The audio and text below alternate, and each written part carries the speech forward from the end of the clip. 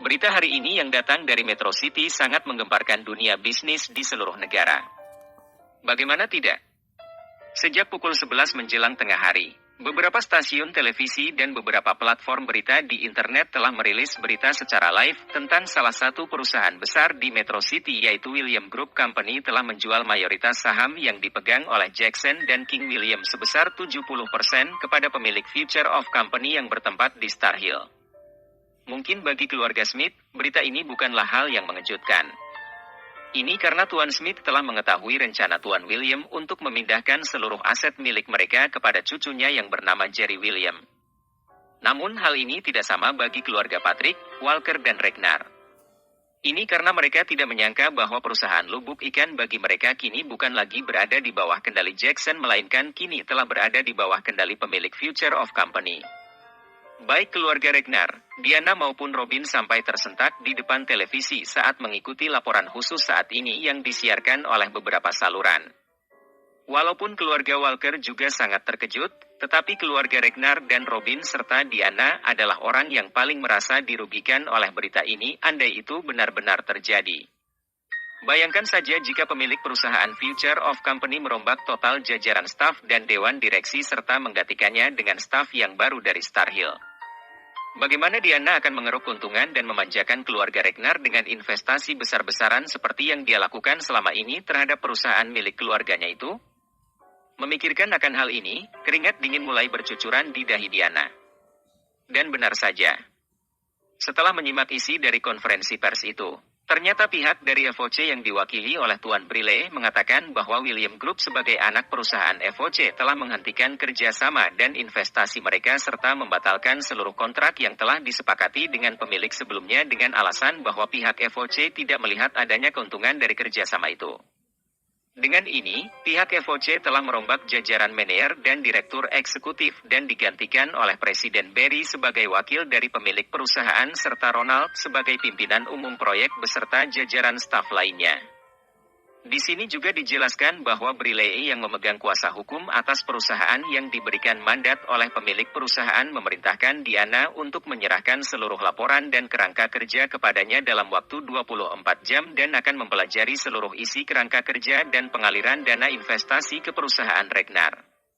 Jika dalam 24 jam, Diana yang menjabat sebagai direktur eksekutif tidak menyerahkan laporan tersebut, maka pihak pengacara akan menuntut Diana sebagai staf yang menyalahgunakan jabatan dan menggelapkan dana perusahaan sehingga perusahaan mengalami kerugian ratusan juta dolar. Jika Diana terbukti lari dari tanggung jawab, maka akan ditindak sesuai dengan hukum yang berlaku dan bisa menjalani hukuman paling rendah 3 tahun penjara serta akan menyeret perusahaan milik Ragnar ke meja pengadilan.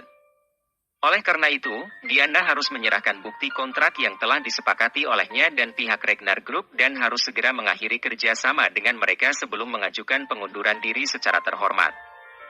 Jika tidak, maka pemegang kuasa hukum FOC berhak menuntut Diana dan mengusut seluruh aktivitas pengaliran dana secara terperinci. Diana saat ini benar-benar ketakutan. Di satu sisi tindakan ini bisa menyebabkan kebangkrutan bagi keluarganya.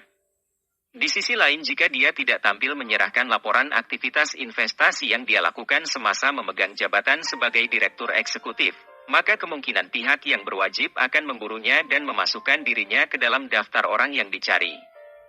Benar-benar seperti memakan buah simalakama. Kring. Kring. Diana terkejut ketika ponselnya berdering. Dia yang saat ini sedang dalam pikiran kalut segera menjawab panggilan tersebut.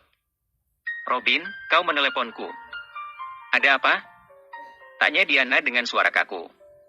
Diana, apakah kau sudah melihat berita hari ini? Tanya Robin. Ya. Aku sudah melihatnya dan aku tidak tahu harus berbuat apa saat ini. Kata Diana. Inilah yang aku takutkan dari kegagalan kita menghincar anak itu. Akhirnya apa yang kau dapat? Kau bahkan sangat terpojok ketika ini. Kata Robin menumpahkan kekesalannya. Robin, apa kau kira aku tidak berusaha? Aku bahkan telah mengorbankan banyak hal untuk memburu anak itu. Itu karena kau terlalu percaya kepada Pearl. Kau lihat sekarang. Kau bahkan telah dikhianati oleh bajingan itu, bukan? Kata Robin sambil menggeram marah. Saat ini aku tidak tahu lagi harus berbuat apa, Robin. Keadaan benar-benar menjadi tak terkendali. Apakah kau memiliki ide untuk menghadapi masalahku ini? Tanya Diana penuh harap. Aku sudah angkat tangan Diana. Untuk membantu MU, aku telah banyak kehilangan uang, energi dan nyawa anak buahku. Kau tahu, atas kebodohan MU, telah berapa ramai anak buahku yang menjadi korban. Lebih dari 100 orang Diana. Ingat itu, kata Robin dengan marah. Apalagi aku saat ini tidak lagi menerima kabar dari Long dan anak buahnya yang aku kirim ke Star Hill. Sejak kemarin petang aku sudah putus hubungan dengan mereka. Aku tidak tahu entah apa yang telah terjadi dengan mereka saat ini. Kata Robin menambahkan. Aku benar-benar buntu Robin. Bantulah aku Robin. Jika tidak, semuanya pasti selesai. Kata Diana meratap dalam ketakutannya. Apa kau ingin lari Diana? Aku akan menyiapkan paspor dan visa palsu untuk MU jika itu yang kau inginkan. Kata Robin. Mendengar ini, Diana segera menolak dan berkata, Robin, aku akan menghadapi apapun resikonya. Asalkan perusahaan keluargaku tidak jadi bangkrut. Bantulah perusahaan milik keluargaku Robin. Hanya itu yang aku harapkan darimu. Kata Diana sambil menghibah memohon belas kasihan Robin. Apa kau sudah gila Diana? Keuntungan apa yang bisa aku dapat dari membantu perusahaan yang diambang kematian itu? Bukan sekali dua kali aku membantu keluarga MU Diana. Tapi dasar keluarga MU hanya sekumpulan orang dungu yang terbiasa manja dengan bantuan dari orang lain. Mereka tidak pernah mau berbenah diri dan terus saja ongkang-ongkang karena selama ini mereka selalu dimanjakan oleh perusahaan William. Kata Robin sambil menumpahkan kekesalannya. Cukup sudah Robin. Kau jangan terlalu menghina keluargaku. Bentak Diana. Apa katamu? Aku menghina. Itu adalah fakta Diana. Dan asal kau tahu bahwa keluarga MU masih berhutang kepada Patrick Group sebesar $75 juta dan jika dihitung dengan bunganya, maka saat ini keluarga MU harus membayar kepadaku sebanyak $84 juta. Mereka selama ini hanya mencicil bunga saja tanpa sedikit pun menyentuh pokok hutang. Apakah aku masih kurang baik? Tanya Robin. Baiklah Robin. Aku tidak akan berdebat lagi dengan MU. Saat ini aku telah pasrah menerima nasibku. Kata Diana dengan lemah. Itu adalah jalan yang kau pilih. Andai aku di posisi MU, aku juga akan menghadapi semuanya sampai akhir.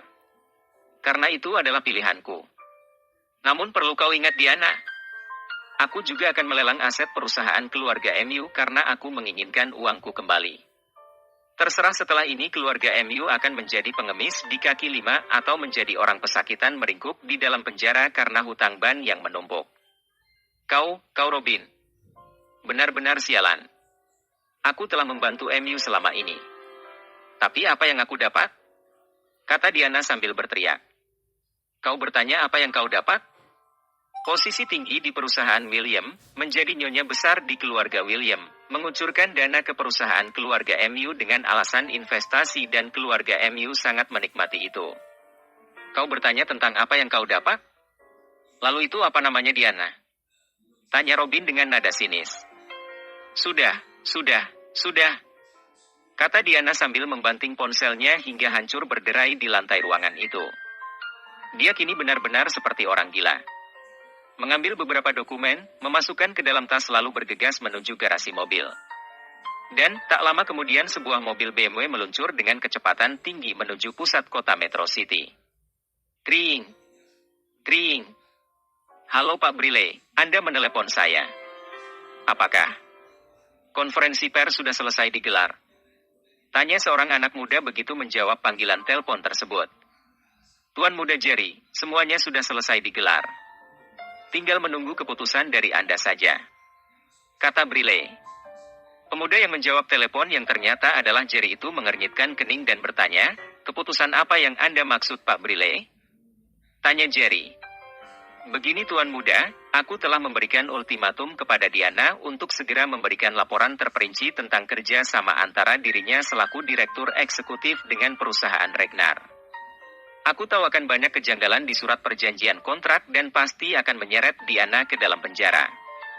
Hanya saja, Aku ingin memastikan terlebih dahulu apakah Anda ingin menjebloskannya ke dalam penjara atau membiarkannya meletakkan jabatannya dan mengundurkan diri. Tanya Briley dengan hormat. Aku tidak ingin memperpanjang masalah ini. Walau bagaimanapun, kesepakatan itu dibuat sebelum aku mengakuisisi William Group.